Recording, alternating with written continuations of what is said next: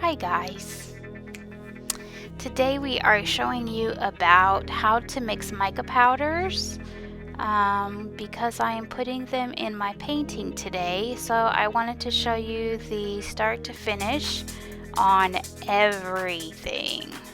Okay, so I put the GAC in first, the GAC 800, and you just mix and mix and mix and mix some more. And mix and keep mixing. I went and fast forwarded this because I know sometimes it can be kind of annoying, but yes, so you mix it and mix it until all the powder is gone, and then you get this nice liquidy, which is actually perfect for Dutch pours. But what I'm doing today is I'm adding my acrylic paint to the mixture because I want to see kind of what effect we would get. And I wanted to see, would it still say shimmery? And yeah, so I wanted to take you guys along on this journey with me. So what we're doing is my previous painting, I did a gray background, so this is the same gray, but I didn't have a lot of gray left, so I went ahead and just did a fourth of the painting instead of doing like a third or, you know, a half like I would normally do. So this was definitely different than my normal, but I wanted to use the gray because my last painting, I fell in love with the gray background. It was absolutely amazing. Using the colors that I used, it was amazing. So I wanted to try it and see what it would do with the mica powders. So now all of these mica powders have the acrylic paints in them, and so what I did was in these descriptions that I'm putting on the screen, they have all the colors that we put with them, but in the description box it's just going to be a list for you guys. So if you want to know what we put together, you're going to have to reference in the video, okay? But anyways, so when I blow these out, it's actually kind of cool because I learned that depending on how you hold the blow dryer depends on how, because see, I'm holding it flat right there, and then I held it at an angle, and then I hold it flat again. So when you hold it flat, that's how you get kind of like the seashell look, or you know, the straight look.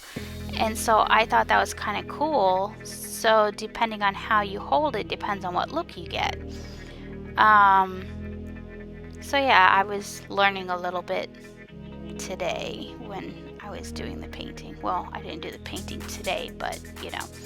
Anyway, so what I'm doing here is I'm adding a little bit more gray because I didn't like how the bottom looked, and I wanted to blow out the bottom just a tad more, make it a little bit different. So you can always add a little bit more of your base paint to cover up some of the paint, or to help add it flow a little bit more. Maybe when you blew it out you lost some of that fluidity, I guess, and so that's what I'm doing here.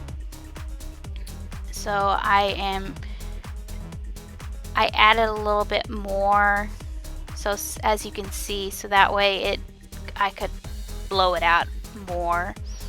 And then always don't forget to scrape the bottom of your paintings, or it can mess with the paint, will just keep coming off your painting.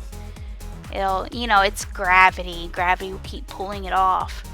So here is the wet reveal, and I'm absolutely loving how this came together.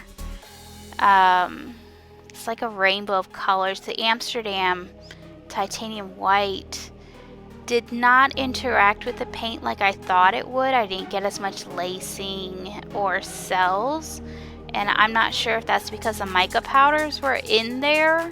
So it's definitely something for me to think about. So I guess we'll see what happens if I do it again. But it still turned out, you know, like a rainbow of colors. I was thrilled.